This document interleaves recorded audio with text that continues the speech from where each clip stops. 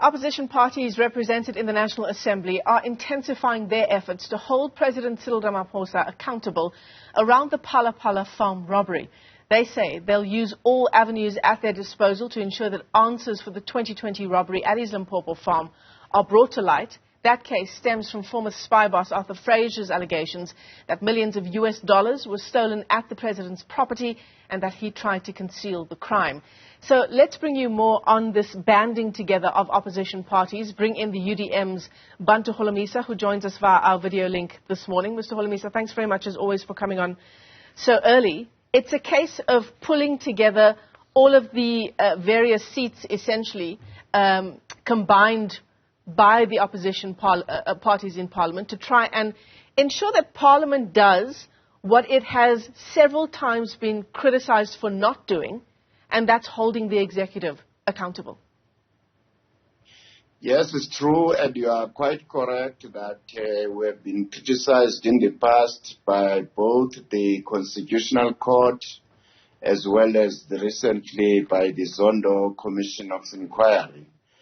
So we hope that the Speaker of the House, whom we have written numerous letters as individual opposition parties, will at least wake up now, because she must know that we're very serious. If she still wants to continue to sing for supper from her bosses, so be it, but we'll continue and do our work. This is our oversight duty to do. So in practical terms, what are these next steps insofar as this work is concerned? Well, right now we are calling for the public protector or acting public protector to release the report, because the President has said he has answered the questions. Number two, we are going to meet again on Wednesday next week, wherein we will get a feedback from all political parties, because what we have said yesterday is that people must go back and discuss this in their parties and then come back on next week on Wednesday. Also in the plan is to consult the civil society, labor, you name it, all of them, so that we will decide whether in future, if the Speaker is still dragging her feet, we may have to go to court. And in court, we want to make sure that we bring as many South Africans as possible. And if the public protector is dragging her feet, then we will petition, or we will march rather, to the public protector's office and demand that those questions must be published. There's nothing which is going to investigate further. You're talking about the questions that the President answered insofar as the Phala Phala saga is concerned. Those answers submitted to the public protector, but of course we now know they are concealed. They've been sealed, essentially. Yeah, they are concealed by her. And also what is strange is that the same acting public protector instructed a court not that those reports must not be given to anybody. What is she protecting exactly? Because this matter is in the public interest. So we may even consider charging the acting public protector that he is interfering in the laws of this country. Now, last month, Mr. Holomisa, the National Assembly Speaker, Nosiviwe Mapisa-Nqakula, already declining a request by the DA leader, John Steenhuisen, to set up an ad hoc committee to investigate what happened at Phala Phala. This forms part of what this coalition, shall we say, of opposition parties will be addressing again.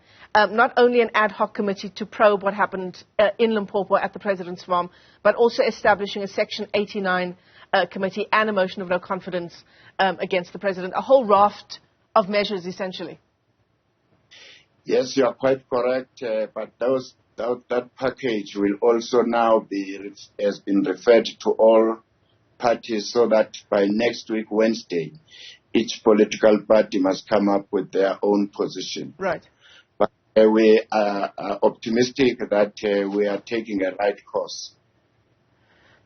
The President today is holding, Mr. Holomisa, a summit insofar as a whole range of challenges facing the country is concerned. It's on the back of what happened in Krugersdorp last week, that gruesome gang rape of those 8 young women.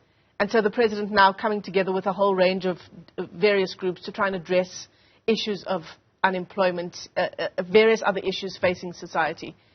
Is this another talk shop in a context where the real talking we want the President to do as well is to give answers around Phala Phala? The African National Congress has been in power since 1994. And all along, they have failed even to agree with their own tripartite alliance partners on what kind of macroeconomic policy this country should embark upon or implement. So the same president again has been telling us that he's got investment summits and so on. Right, yes, the summits, yeah. Of billions of rands and so on. But when we ask where is this money?